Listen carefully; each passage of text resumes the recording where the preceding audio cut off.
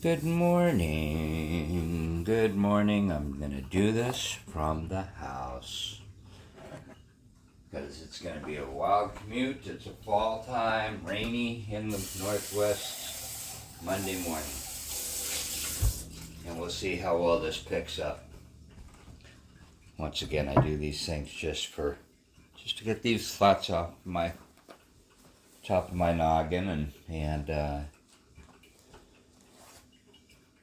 and I've been given them for a reason, I guess, so, it's the least I can do to share. I know it sounds weird, but that's one of my quirks, and that's kind of where I'm going to go with on this one. I've learned over time that people have personalities and quirks and different things. Some of them are real, how do you want to put it, disorders or specialities about the person. And some of them are just, they're learned. Some of them are heretical, and you'll see where I'm going with on this in a moment. I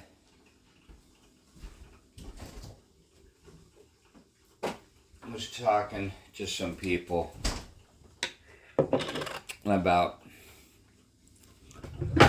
toxicity, personalities, toxicities, and stuff like that. And one of the things that I had came up with was like a ship on a sea, but then I even brought it into a different perspective because it just sounded a little bit more appropriate. And I'll say like a spaceship. Like, whatever, let's say it's like a Star Trek thing, The ship's out there in the middle of nowhere. It's got enough personnel to run it. Okay? The person comes on board, which we used to see on Star Trek many times. Person comes on board, and they're, they've gone through a lot or whatever. They're allowed to come on board as a guest until they can be dropped off somewhere else. Come on as a guest, or if you want to help out, that's great. But we got to make sure that you're in the right frame of mind. But if you need to take the time to rest it up and kick it back, then so be it. Let's get you into a better mental state. And the reason why I bring this up is because there's people that need to put that into a framework, because it happens in the families. You may have a family member that needs help, and when they do need that help, you give it to them out of love. The thing is that you don't see a lot in families or on a ship, or I won't say on a ship, but in families or in an organization or something, is you have to address the toxicity. You have to address the factor that is needing to be looked at in this person. Case in point, you have an employee that is really good, we'll say. Okay? Seems engaging, doing their job, working it or whatever. However, that person is toxic, meaning that they get into people's business, they spread half-truths. They spread bullshit on other people. They want everyone to be their friend, yet they're willing to backstab. Okay? At some point, I'll use the Starship thing. At some point, that person is not allowed to either work with or be engaging with people. It needs to be addressed, because otherwise you will have that problem, or there's going to be a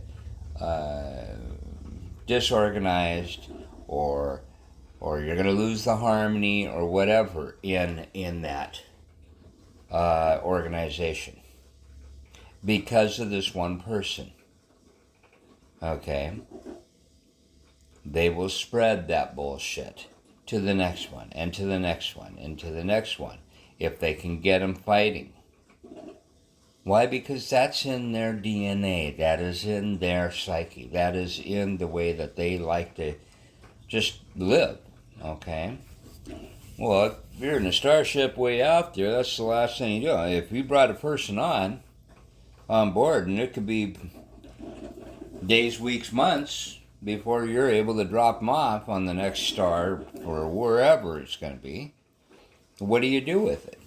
Because you sure as hell can't, allow that to happen. It's kind of like being up in an airplane and someone go off half-cocked. You've got to set them down. And if it means you got to tape their mouth shut, if it means that you got to do something, then that's what you do. If it comes to that being that radical. But the point being is that at some point, you got to make that call and recognize that. As the leader, they have to be able to recognize that. I don't care how productive that person may be going into a situation like a workplace. That person can be really productive. That's fine. However, when they start being buddy and they recognize and start playing those games within the organization, you're going to have problems. That's what's called toxic. And without addressing that to the person directly, there's a problem. You got to address it. Just like saying, you know what, you need to dress appropriately, or you need to clean up before you come into work, or you need to, if you swear a lot, or whatever, you need to do these certain things. That's one of them that you have to address. It may be embarrassing, but you turn around and say, look, you do a great job. However, you've got a knack of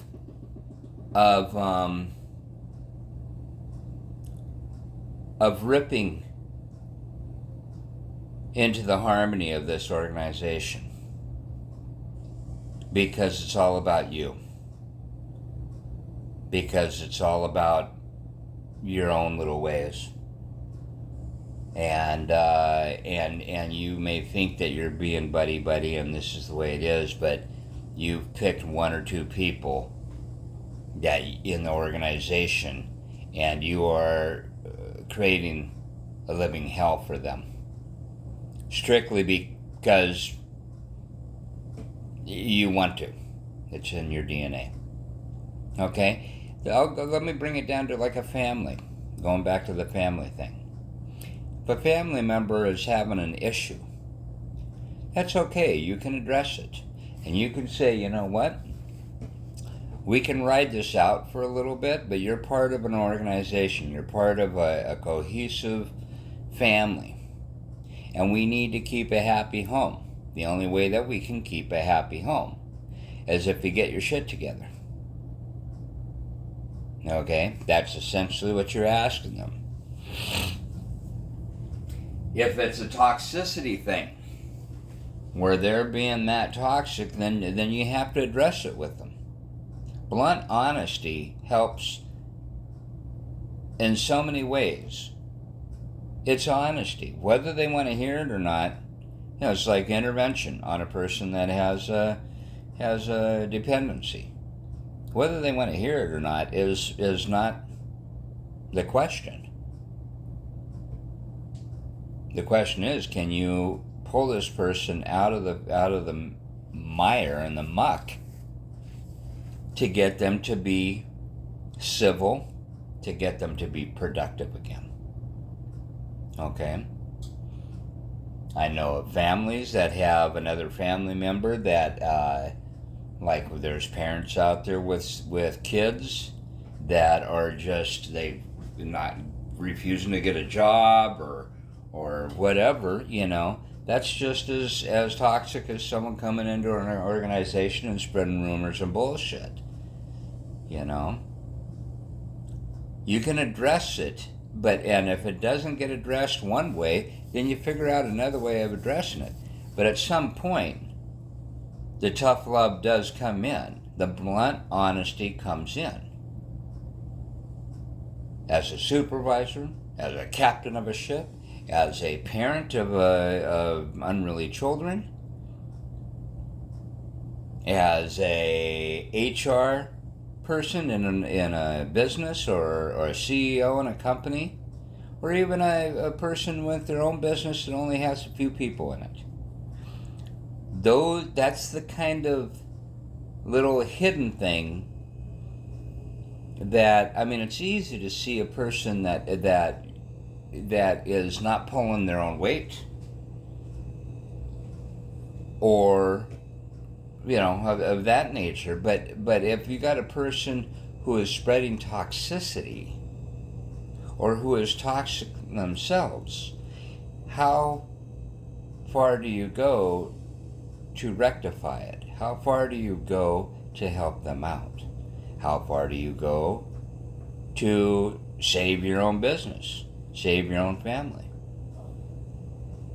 And I'm not here to give an answer, but I am here to help out with this idea, because a lot of people won't recognize it. They won't take that time to recognize. And or they recognize and they just don't want to cross that bridge. Well, you got to. It's called being just blunt honest. In an organization, you got to have evaluations. You have to have evaluations. If you don't have evals, especially at the beginning, you got a problem. And there's a lot of managers and stuff that don't want to do that.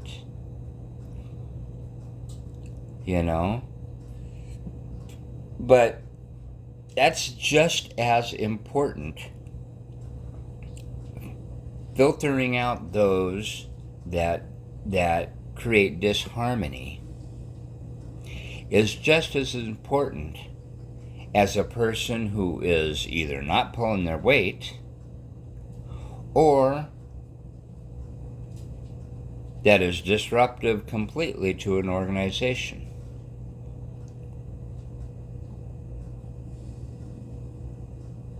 Addressing that toxicity in a family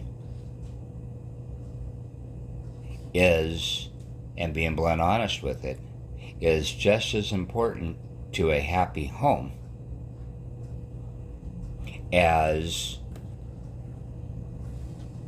figuring out that you have a person needing intervention or needing help. There. I hope all this made sense. It all started on a starship. I don't know why. Hey, nothing but love. And I wish you a happy Monday and a happy beginning of fall. May we be blessed going into the rest of this season. Wish you nothing but love.